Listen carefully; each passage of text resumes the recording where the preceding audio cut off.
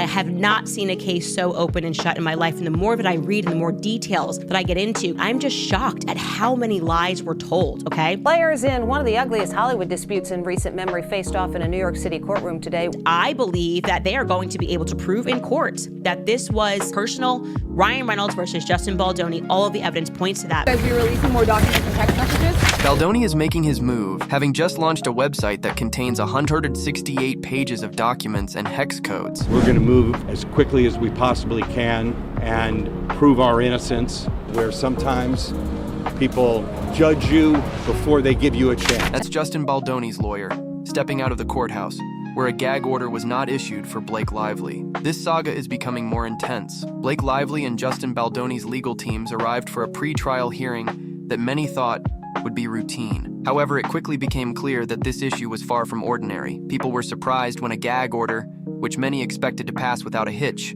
was immediately denied. The tension in the room soared, and some speculated that Blake's attorneys had a different plan in mind, one that would take them on the offensive instead of simply defending. Even more shocking was the news that Blake's team had set a deadline by Valentine's Day to file a counterattack. No one knew exactly what that would involve, but the very mention of a looming legal bombshell sparked rumors, each more shocking than the last. Reporters tried to get more details, with some claiming there was significant pressure from influential allies behind the scenes, while others whispered that Blake's legal team was gathering sworn statements from individuals not yet named in the official documents. Meanwhile, Justin's lawyer, Brian Fredman, spoke briefly to the media, asserting that his client's innocence would be proven in time. Despite the chaotic atmosphere, it was clear that both sides seemed more focused on shaping the public's view than actually resolving the issue at hand. However, the real question remained open. The drama was gripping everyone's attention, and speculation ran wild as to how deep this clash could go and who else might get caught up in it. By the time the hearing concluded, one thing was evident. This legal battle was just beginning, and its effects could reach far beyond the courtroom.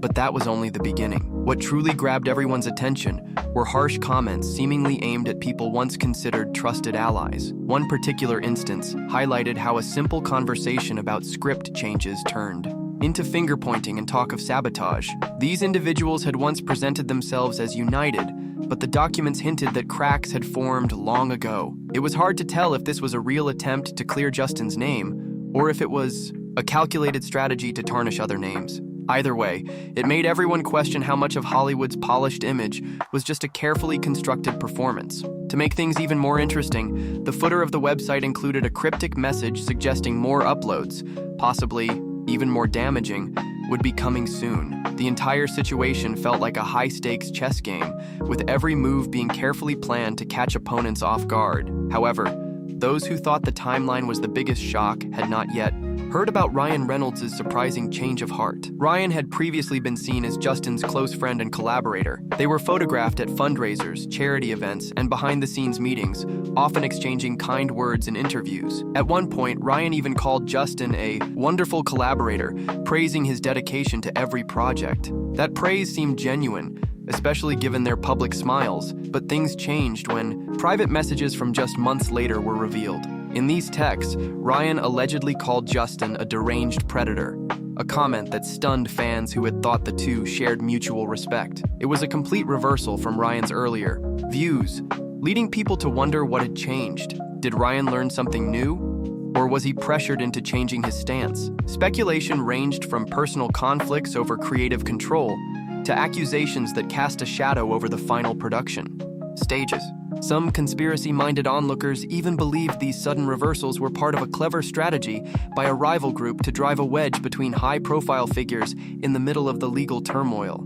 Blake, for her part, became fiercely protective, not just of her own image, but also of her close friends, especially Taylor Swift. Reports surfaced that Blake was seeking a special protective order to prevent third parties from being dragged into the discovery process. This move suggested that the upcoming legal battle could involve high-profile names who had interacted with Blake or Justin at some point. Naturally, once Taylor Swift was mentioned, public interest surged.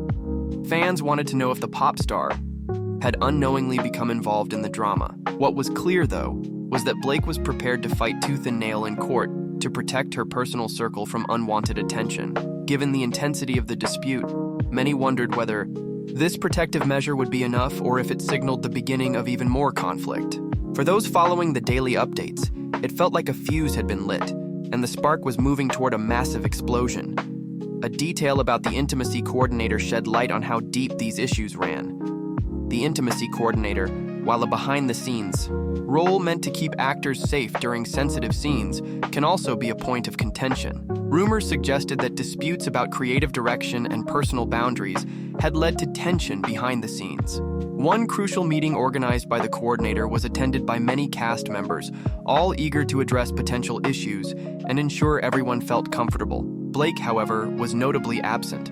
Some dismissed her absence as a scheduling issue or personal preference, but it only fueled theories that unspoken matters were playing a significant role in the controversy. Critics of the production pointed to these behind-the-scenes moments as evidence that there might be even bigger scandals hidden beneath Hollywood's polished surface.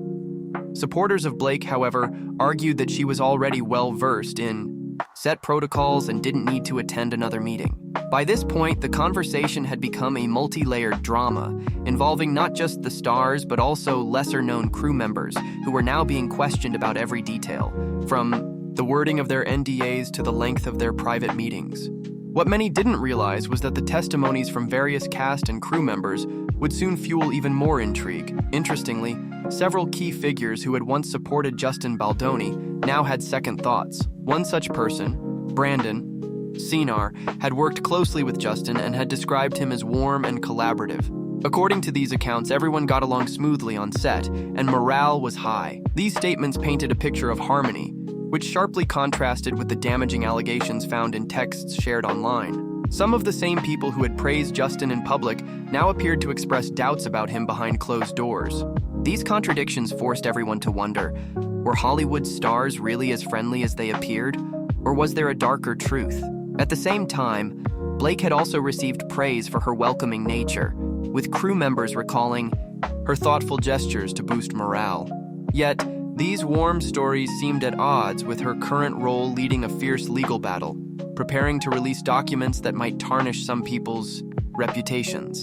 As more details emerged, fans began questioning whether these compliments were just part of the game, or if there had been genuine goodwill that was now fading due to hidden incidents. What became increasingly clear was that this situation was not as simple as it appeared. People who had once shared laughs on talk shows were now communicating through lawyers and carefully chosen words. With each new revelation, the drama seemed to grow bigger, exposing the cutthroat nature of Hollywood, where a single document leak or text message could shatter reputations and relationships. As the situation continued to unfold, many began to realize that it could set a precedent for how Hollywood handles internal disputes in the future. Blake's request for a protective order indicated that no one, not even the most famous stars, were safe from being pulled into a conflict. Fans eagerly watched the countdown to Valentine's Day, speculating that once Blake's team filed their counterattack, even more damaging information would be made public. Would insider accounts, secret emails, or hidden videos emerge? If so, how would it change the public's view of the actors and producers involved? Would the lasting impact be too much for Hollywood's biggest stars to survive?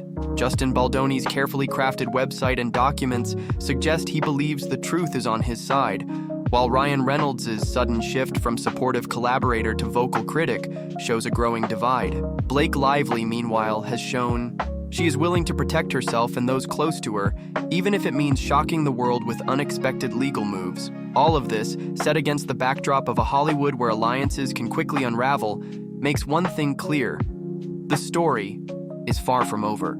And as the clock ticks down to Valentine's Day, there's no telling what secrets might come to light next.